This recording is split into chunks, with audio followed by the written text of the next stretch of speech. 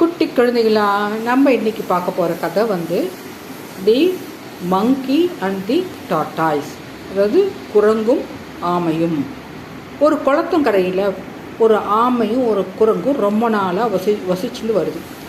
ஒரு நாள் அந்த குரங்கு என்ன பண்ணுறது, அந்த குளத்தில் குதித்து நீச்சல் அடிக்க பார்க்குறது. அப்போ அந்த குரங்கால் நன்றாக நீச்சல் அடிக்க முடியல.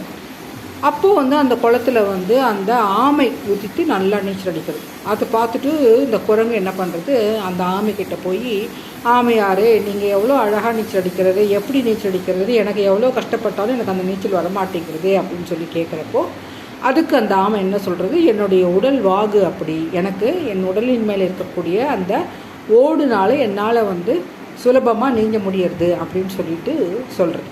இதை கேட்டு அந்த குரங்கு வந்து முதுகில் வந்து ஒரு ஓடு இருந்தால் நம்மளாலையும் நல்லா நீச்சடிக்க முடியும் போல இருக்குது அப்படின்னு நினச்சிட்டு என்ன பண்ணுறது, பக்கத்தில் இருக்கக்கூடிய அந்த இலவம் பஞ்சுகளை எல்லாம் திரட்டி அதெல்லாம் ஒன்று சேர்த்து அதை வந்து தன்னோட முதுகில் கட்டிக்கிறது.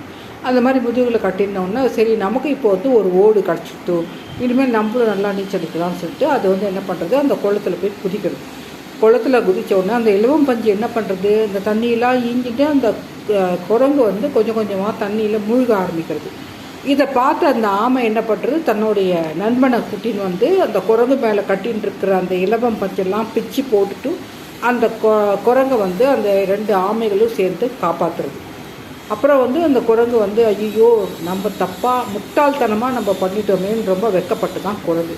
அதனால் எப்போவுமே நம்ம பிறரை பார்த்து நம்ம எந்த ஒரு காரியமும் செய்யக்கூடாது. அதுதான் இந்த கதையினுடைய மாறல். மீண்டும் அடுத்த கதை அடுத்த வீடியோவில் சொல்கிறேன். பாய்.